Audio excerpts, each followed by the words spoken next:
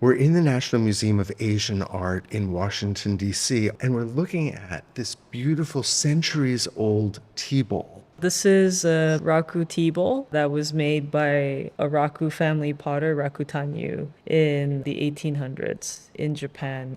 In terms of Raku wares, what's really special about them is the fact that they're the first type of ceramic made in Japan specifically for drinking matcha. So in terms of the colors and the shape, they're unique characteristics that were developed for the enjoyment of matcha. So you may be familiar with this beverage. They take whole green tea leaves that have been cured after the harvest in the spring. Those are brought out in the fall season, and that's the beginning of the tea season in Japan. And I can imagine just how beautiful that brilliant green would be against this rich, lustrous black. What's most striking about this bowl is that it is wonderfully imperfect. It feels absolutely singular. That's one very important characteristic of Raku ceramics. The potter begins with a slab of clay. They take time to really form the shape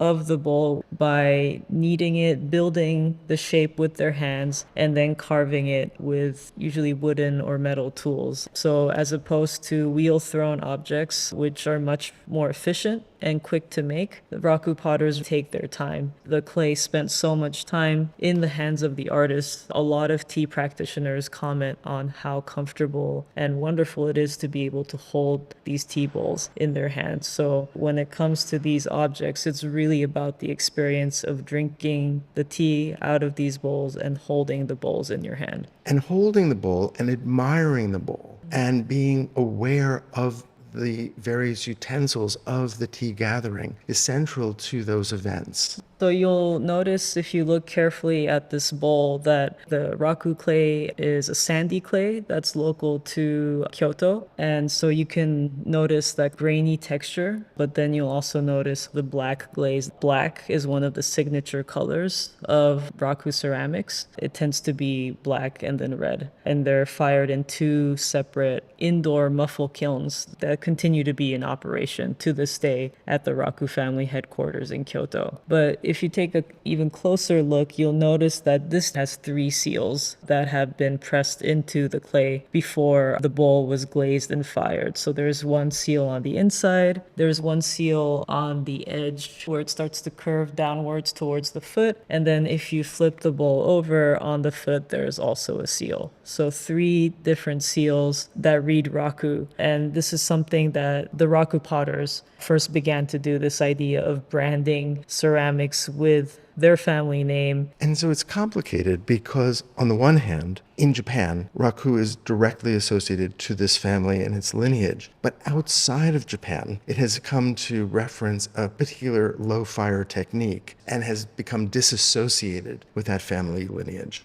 In Japan, around the 18th to 19th century, there was an increased interest in Raku ceramics and techniques because of how popular these ceramics were and how widespread the preparation and drinking of matcha had become. So there were potters who were interested in making Raku wares as competitors. This bowl is made by a known Raku family potter, Tannyu, but many bowls that are considered Raku and fired in the Edo period in Japan are actually made by potters who are not a part of that Raku family lineage. But in terms of the Raku family, they continue to uphold this lineal descent from father to son. Certain utensils that are associated with tea gatherings became so prized that they were given names. And this particular bowl has a really lovely name, which in English translates to moon in each rice field, which is a subject that can be seen in painting as well. In Japan, it's called Tagoto no Tsuki. So this is a personal name that was given to this Raku tea bowl that is in reference to a famous site in Japan, which you can visit in an area called Shinano. So what's really spectacular about this site is that there are these terraced rice fields. Usually in the spring after the rice seedlings have been planted, tourists would flock to that site to see the full moon reflected in all of these terraced rice fields. So there is a visual association between the appearance of the green